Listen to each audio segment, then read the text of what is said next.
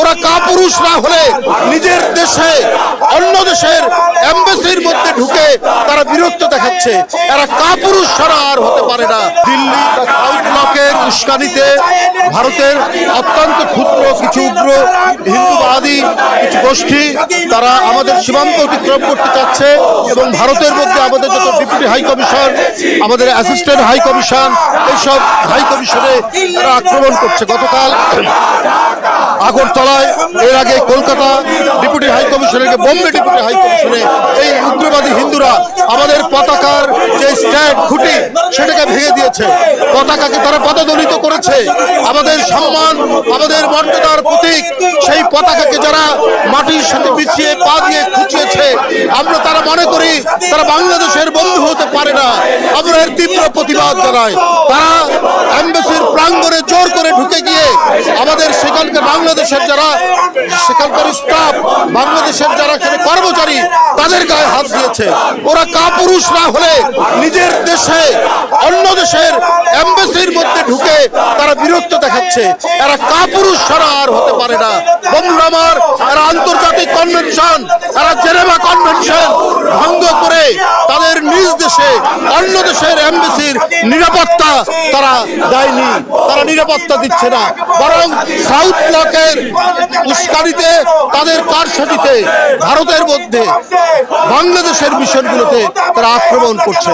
এটা আমরা মনে করি সরাসরি এক ধরনের আগ্রাসন, সরাসরি বাংলাদেশ বিরোধী একটি সাম্প্রদায়িক শক্তি, দিল্লির সাম্প্রদায়িক শাসক গোষ্ঠী এই ডাইরেক্ট, এই ভার্টিক্যাল, এই ডাইরেক্ট আগ্রাসন তারা চালাচ্ছে।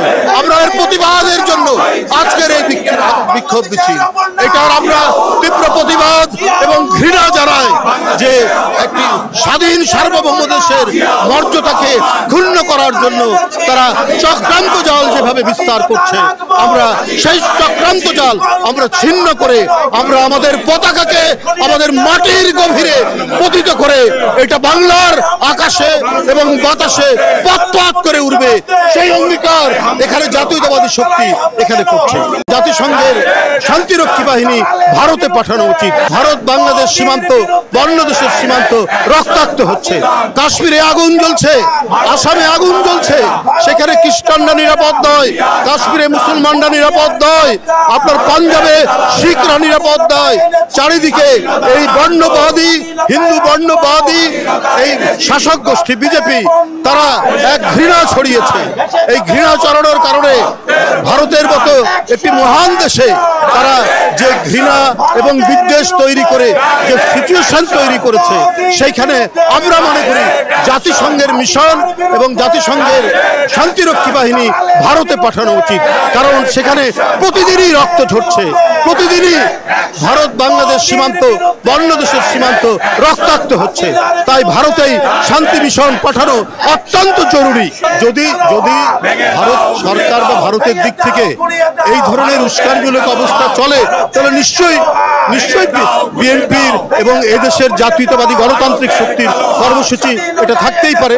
আর যদি না হয়, তারা যদি সেটি না করে, তাহলে আগের মতোই যে শান্তিপূর্ণ সহাবস্থান, ভারত একটি পার্শ্ববর্তী দেশ, সুপ্রতিবেশী সুলভ সম্পর্ক সেটা বজায় থাকবে।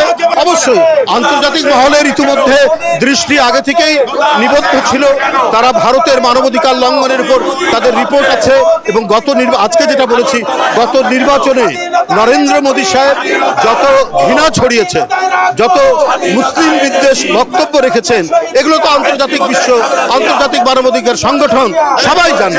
সুতরাং আন্তর্জাতিক যে দৃষ্টি তাদের প্রতি আছে, এটা আমাদের বিশ্বাস এবং আমরা আমাদের স্বাধীনতা রক্ষার জন্য আমরা অঙ্গীকার করব।